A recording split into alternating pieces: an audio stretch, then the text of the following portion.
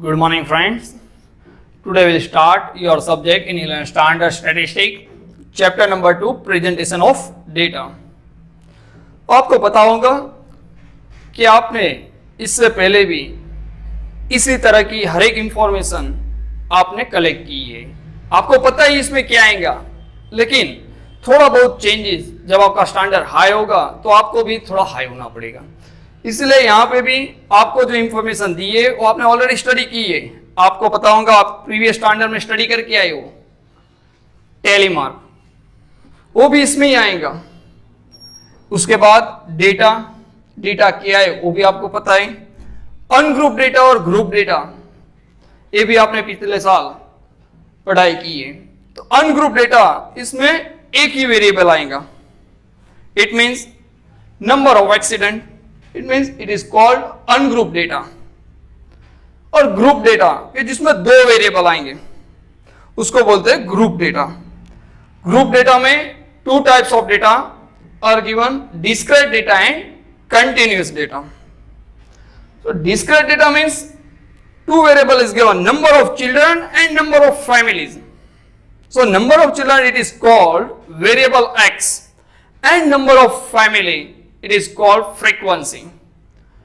Same to same, continuous data in two types of data, exclusive and inclusive.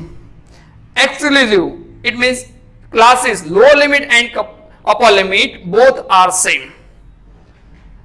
And inclusive it means current class lower limit and succeeding class upper limit both are different. It is called inclusive.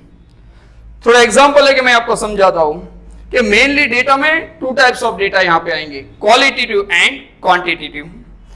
Qualitative data based on qualitative variable, whereas quantitative data variable or quantitative variables. So here ungrouped data it means single observation is given, number of children 1 2 3 4 5 ... infinity. So group data, discrete and continuous. Suppose number of children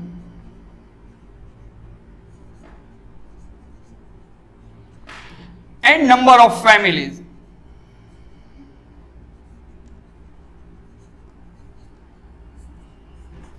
Number of children it's called variable x and number of families it is frequency denoted by f. So discrete which type of example? So number of children, number of accident, it is called a discrete type of data. And continuous variable, it means continuous data. The continue means number of family. Here write down height of student.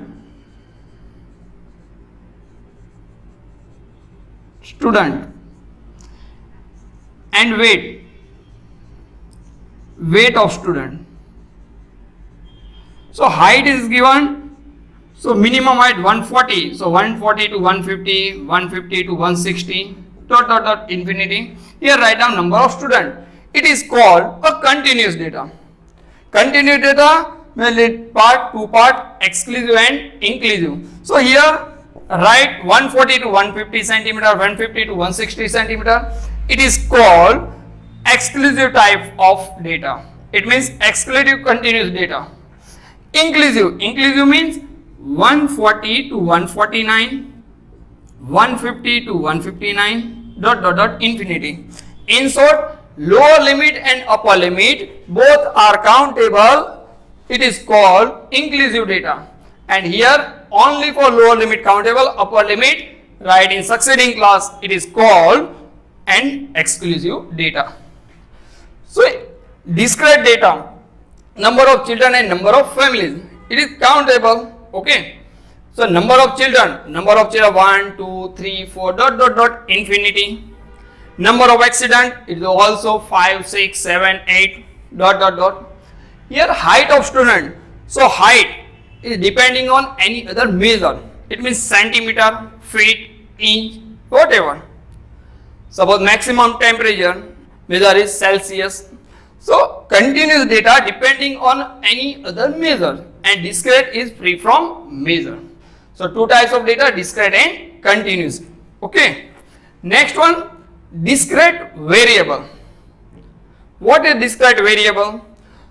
So if a variable can assume definite or countable values within the specified range, then it is called discrete variable. If a variable can assume definite or countable, definite, fixed, 0, 1, 2, 3, 4, 5, number of families and number of children is given. Number of children, none of this 0, 1, 2, 3, 4, fixed. It means countable, definite. Number of accident is also countable, 2, 3, 0, 5. Value within the specified range, specified range, कोई एक range है उसमें decide किया हुआ है कि इसी range के बीच में आएगा, then it is called a discrete variable. Okay. Next one, continuous variable. What is continuous variable? A defined continuous variable, same to same, or single words change. If a variable can assume any value within the specified range, it is called the continuous variable. Okay. If a variable assume any value within the specified range, any value within specified range, it means decimal is also possible. Okay. So here 140 to 150 between height number of student, it means 140, 141, 142, 149. Each and every height of student including in 140 to 150 between, it means here right can assume any value. Okay, any value in specified range, then it is called continuous variable. Clear? So inclusive, exclusive. Okay, both type of data. Next of simple and useful to the classification. Suppose आप सर्वे करने के लिए गए, कोई एक example लेते हैं अपन कि सपोज पॉपुलेशन का सेंसस सर्वे करने के लिए आप गए, अब हर एक के घर पे जाएंगे, इंफॉर्मेशन कलेक्ट करेंगे, कितने पर्सन है, कि कौन बिजनेस कर रहा है, कौन हाउसवाइफ है, कौन पढ़ाई कर रहा है बच्चे में, ये सभी डेटा आप कलेक्ट करेंगे उनके वहाँ से, जो प्राइमरी इंफॉर्मेशन रहती है वो सब आप कलेक्ट करेंगे। उसको क्या करेंगे, एक के घर से इंफॉर्मेशन की, दूसरे के घर पे गए, वहां से इंफॉर्मेशन आपने कलेक्ट की, नेक्स्ट नेक्स्ट नेक्स्ट, ऐसे आपने फर्स्ट डे 15 to 20 ओके आपके घर से डेटा कलेक्ट किया। अब क्या करेंगे, कोई आपको ऐसा पूछेंगे कि 5 लोग है, उतनी कितनी फैमिलीज है, तो आपके काउंट करने बैठेंगे 1 2 3 4 नहीं, तो इसके लिए आप क्या करेंगे, जो 5 पर्सन है, 5 लोग है, ऐसी फैमिली के फॉर्म अलग रखेंगे, 2 पर्सन, 3 पर्सन, 1 पर्सन, ऐसा फॉर्म आप क्या कहते हैं, क्लासिफिकेशन। ये यही है क्लासिफिकेशन, जो डेटा है उसको सॉर्ट आउट करेंगे, जो इजीली अपन को जब चाहिए तब अपन यूज कर सकते हैं, इस तरह से उसको क्या है अलग अलग ग्रुप में क्लासिफिकेट करेंगे। वैसे मैंने जो प्रीवियस एग्जांपल दिया कि number of families and number of children के सुरेंद्रनगर सिटी में, ओके, हर एक फैमिली में कितने बच्चे हैं उसका अपन को सर्वे करना है, तो अपन क्या करेंगे, हर एक के घर पे जाना पड़ेगा, वहां से अपन डेटा कलेक्ट करेंगे, फॉर्म में राइट करेंगे, फिर क्या मैं पूछूंगा कि 2 बच्चे उतने कितनी फैमिलीज हैं, तो आप क्या करोगे, काउंट करने के लिए बैठोगे नहीं, इससे पहले से आप क्या करोगे, क्लासिफाइड कर देंगे कि 0 बच्चे यानी कि नन ऑफ पर्सन, जिसके वहां एक भी बच्चा नहीं, उतनी फैमिली कितनी है, 3 बच्चे उतनी फैमिली का कितनी है, 5 बच्चे तो कितनी फैमिली है, उसको आप सॉर्ट आउट करके हर एक फॉर्म को क्या करेंगे अलग अलग रखेंगे, और फिर ऐसा कोई टेबल बनाएंगे और उसमें क्या करेंगे क्लासिफाइड करेंगे, तो उसको क्या बोलते हैं क्लासिफिकेशन। समझो कि यही एग्जांपल है, मैंने डेटा कलेक्ट किया, number of children and number of family, अपन को इंफॉर्मेशन ऐसे मिलेगी मैक्सिमम 4 बच्चे, ये ऐसा अपन समझते हैं। अभी सामने अपन लिखते हैं कि एक भी बच्चा नहीं है, उतनी कितनी फैमिलीज है, तो अपन ने राइट किया कि 12 फैमिलीज ऐसी है जिसके वहां एक भी बच्चा नहीं है। अब एक बच्चा है, उतनी कितनी फैमिलीज है, तो अपन यहाँ पे राइट करते हैं 28 फैमिलीज ऐसी है कि जिनके वहां एक बच्चा है। अब 2 बच्चे हो, ऐसी फैमिली राइट कर दी, तो यहाँ पे राइट करते हैं 25। नेक्स्ट 3 बच्चे, ऐसी फैमिली राइट करते हैं सो 15, और 4 बच्चे हैं, उतनी कितनी फैमिलीज हैं, तो अपन राइट करते हैं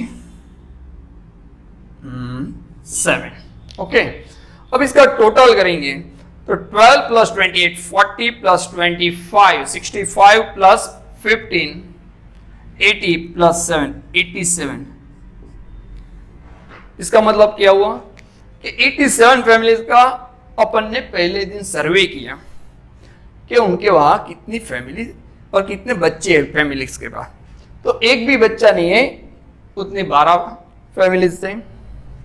1 child 28 families, 2 child 25 family, and 3 child 15 family, and 4 child 7 family।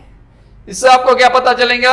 अब मैं जब आपको क्वेश्चन करूंगा कि आपने जो सर्वे किया उसमें 3 बच्चे हैं, उतनी उसकी फैमिली टोटल कितनी है, तो आप तुरंत आंसर देंगे कि सर 15 फैमिली ऐसी है कि जिनके वहां 3 बच्चे हैं। मैं बोलूंगा एक भी बच्चा न हो, ऐसी कितनी फैमिली है, तो आप तुरंत आंसर देंगे अब कि 12 फैमिली। पहले क्या था, आप एक एक पन्ना घुमाएंगे, उसमें से देखेंगे कि एक भी फैमिली नहीं है, ये है वो, आपको देर ज्यादा लगेगी। लेकिन वही जो प्राइमरी डेटा आपने कलेक्ट किया, डेटा वो प्राइमरी वाले सेकेंड जो भी रहता, वो डेटा आपने कलेक्ट किया है, उस डेटा को आपने क्या किया, सॉर्ट आउट किया अपने दिमाग से, अपने आइडिया से, कि जब सर हमको आंसर पूछेंगे तो हमें इजीली आना चाहिए, इसलिए आपने क्या किया, सॉर्ट आउट किया, और इसी तरह से आपने डेटा, तो इसे क्या बोलते हैं, क्लासिफिकेशन। जो डेटा कलेक्ट किया है उसे सॉर्ट आउट करके अपने हिसाब से और अपने को जो इंफॉर्मेशन चाहिए उसी हिसाब से आपने क्या किया, उसको क्लासिफाइड किया। तो यहाँ पे वही डेफिनेशन उसकी राइट की हुई, classification. What is classification? The method of representing raw data, मैंने बोला ना, the method of representing raw data, ungroup, it is called another raw data, it is called raw data into systematic and short form, systematic and short form, okay, systematic and short form। systematic यानी कोई classified method है, उस method को आपने क्या किया है, use किया है, एंड शॉर्ट फॉर्म, और उसी को क्या किया अपन ने यहाँ पे शॉर्ट फॉर्म पे क्या किया है, राइट किया। देखो short form, it is called classification. It means simple, इसकी डेफिनेशन है the method of representing raw data in systematic and short form is called a classification. Clear? Okay, next, reason of classification. अपन ने last देखा कि classification, okay, can specified method system and write the short form, it is called classification. तो उसका reason क्या है, इसकी जरूरत क्या है, क्लासिफिकेशन नहीं करेंगे तो नहीं चलेगा। तो मैंने आपको पहले ही बोला, तो फर्स्ट ऑफ ऑल क्या है कि कोई अपने को क्वेश्चन पूछेगा तो अपन इजीली आंसर दे सकते हैं, इसका मतलब अपना टाइम बच जाएगा। ओके, तो फर्स्ट पॉइंट वही है, देखो, टू रिप्रेजेंट लार्ज डेटा, जो अपन ने 87 फैमिलीज का सर्वे करके डेटा कलेक्ट किया था, वो लार्ज डेटा था, into simple, short and attractive manner. उसको अपन ने क्या किया, क्लासिफिकेशन से एकदम सिंपल में राइट कर दिया, 2 कॉलम बनाए, number of children and number of families, तो एकदम सिंपल हो गया। शॉर्ट, जो डेटा अपन ने 87 पेज में राइट किया था वही अपने एक ही सिंगल पेज में सॉर्ट आउट करके राइट कर दिया कि 0 1 2 3 and 4 families, and second column number of families right करके उसको सॉर्ट किया। एंड अट्रैक्टिव मैनर, उसको आप किसी भी डेटा पावर पॉइंट प्रेजेंटेशन में यूज करके अट्रैक्टिव बना सकते हो प्रेजेंट करने के लिए, इसीलिए बहुत यूजफुल है क्लासिफिकेशन के। जो डेटा आपने कलेक्ट किया है वही data simple, short and attractive manner में आप क्या करेंगे, रिप्रेजेंट करेंगे। सेकेंड पॉइंट है for easy comparison between the various characteristics of the data. अभी कोई डेटा ऐसा है कि जिसमें मोर देन 1 कैरेक्टरिस्टिक्स है, तो उसमें आप इजीली कंपैरिजन कर सकते हो। जो अपना क्वेश्चन था उसमें अपन कंपैरिजन कर सकते हैं कि एक भी चिल्ड्रन नहीं है, तो लड़का या लड़की यानी कि बच्चा नहीं है, उतनी फैमिली अपनी कितनी थी, तो 12। एक बच्चा है, उतनी कितनी फैमिली है, तो 28। तो इजीली कंपैरिजन कर सकते हैं कि एक भी बच्चा नहीं है उसके कंपैरिजन में एक बच्चा है, वैसे 28 ऐसे फैमिली है कि जिसके एक बच्चा है, यानी इजीली कंपैरिजन कर सकते कोई भी कैरेक्टर से। ऐसे ही अपन दूसरा कोई एग्जांपल है कि height of person, okay, any person की हाइट और उसका वेट, तो दोनों का इजीली कंपैरिजन कर सकते हैं कि 160 to 165 बिटवीन जिसकी हाइट है उसका वेट इतना है, 165 to 170 बिटवीन हाइट है उसका वेट 70 kg है। तो प्रीवियस डेटा और करंट डेटा दोनों की इजीली कंपैरिजन कर सकते हैं different type of various characteristics से। Third, to save time, money and labour. वो तो पहले ही बोला आपको कि फर्स्ट ऑफ अपना टाइम क्या है, बच जाएगा। जो डेटा अपन ने कलेक्ट किया है वही डेटा सिंपल फॉर्म में राइट कर, time, save time, money and labour, अपना काम भी उतना कम हो जाएगा, अपना एक्सपेंस जो है वो भी एकदम क्या होगा, लो हो जाएगा। एक बार कोई डेटा लेने आया, दूसरी बार आया, तीसरी बार, कभी भी कोई डेटा लेने आएगा तो हर एक बार अब आपको क्या है, क्लासिफाइड करने की जरूरत नहीं। आपने जो क्लासिफिकेशन किया है वही अब हर बार यूज करना है आपको। जो डेटा, कोई इंफॉर्मेशन जो भी कलेक्ट करने के लिए आएगा उसको आप 1 by 1 आंसर दे सकते हैं, यानी कि save time, money and labor. And last, to obtain information easily regarding various characteristics of the area under the study. जो कोई एरिया अपन ने बोला था सुरेंद्र नगर सिटी, वो अपना क्या होगा, एरिया। तो वही एरिया में बराबर जो वेरियस कैरेक्टरिस्टिक्स है उसे usually and regarding the various character of the area under the study, जो अपना एरिया है उसके अंदर आने वाली सभी इंफॉर्मेशन आप कलेक्ट करके उसको आप क्लासिफाइड कर सकते हो। ये है मेन रीजन ऑफ क्लासिफिकेशन। उसके बाद types of classification, mainly 2 types of classification, classification of quantitative data and classification of qualitative data. ये दोनों डेटा मैंने पहले स्टार्ट किया तभी बोला था कि 2 types of data, qualitative and quantitative. Quantitative data based on quantitative variable and qualitative data based on qualitative variable, ऐसा मैंने बोला था। इसका मतलब क्या है कि जो डेटा क्वांटिटेटिव पर डिपेंडिंग है वो सभी डेटा क्वांटिटेटिव डेटा क्लासिफिकेशन में आएंगे। अपन ने यहाँ जो भी कोई एग्जाम्पल स्टडी किए वो सभी किसके थे, क्वांटिटेटिव डेटा के। ओके, जो मैंने एग्जाम्पल दिया number of family and number of children, तो number of family 0, 1, 2, 3, 4, okay, and number of families 12, 28, 25, 15, 18, वो क्या हुआ अपना quantitative. It is called classification of quantitative data. तो what is classification of qualitative data, तो वही क्वेश्चन है और वही क्वेश्चन को अब मैं क्या करता हूं, ऑक्यूपेशन ऑफ, ओके, ऑक्यूपेशन पर से मैं उसको क्लासिफाइड करता हूं। तो अब क्या होगा, किसी का फादर ऐसे बिजनेस कर रहे होंगे, कोई सर्विस कर रहा होगा, कोई फार्मर होगा और अदर, ओके, तो उसको क्या बोलेंगे, अब क्वालिटेटिव डेटा आप बोलेंगे कि जिसको उसके ऑक्यूपेशन पर से आपने क्या किया, क्लासिफिकेशन किया, बिजनेस है, सर्विस है, फार्मर है और अदर। तो अब वो क्या हो गया, और सेकंड क्या लेंगे, नंबर ऑफ फैमिलीज, कि बिजनेस करे ऐसे 30 फैमिलीज है, फार्मर है वैसे 40 फैमिलीज है, सर्विस करे तो ऐसे 20 फैमिलीज है और अदर में 10, ऐसे करके अपन 100 फैमिलीज को क्लासिफाई, उसको कहते हैं क्या, qualitative data.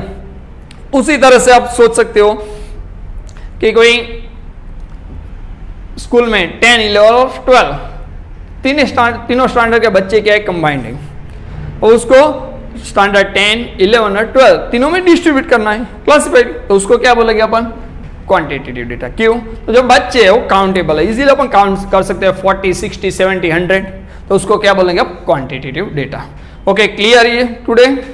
So today only for data, with type of data, qualitative and quantitative, raw data and group data. Group data mainly 2 part, discrete and continuous. Continue data 2 सब part, exclusive or inclusive. Current class lower limit and preceding class upper limit both are equal, it is called exclusive data. And current class lower limit and preceding class upper limit both are different, it is called inclusive data. Inclusive और exclusive जब सम आएगा तब मैं आपको और dip में जाके बताऊंगा कि इसे इंक्लूसिव बोलते हैं और इसे एक्सक्लूसिव डेटा बोलते हैं। Clear everyone? उसके बाद अपन ने स्टडी किया define, okay, discrete variable, continuous variable and classification. Then after reason of classification and types of classification. So next video में अपन स्टडी करेंगे लिस्ट ऑफ फॉर्मूला, यानी जो फॉर्मूला यूज होती है वही सब फॉर्मूला और उसके related sum. Okay, thank you.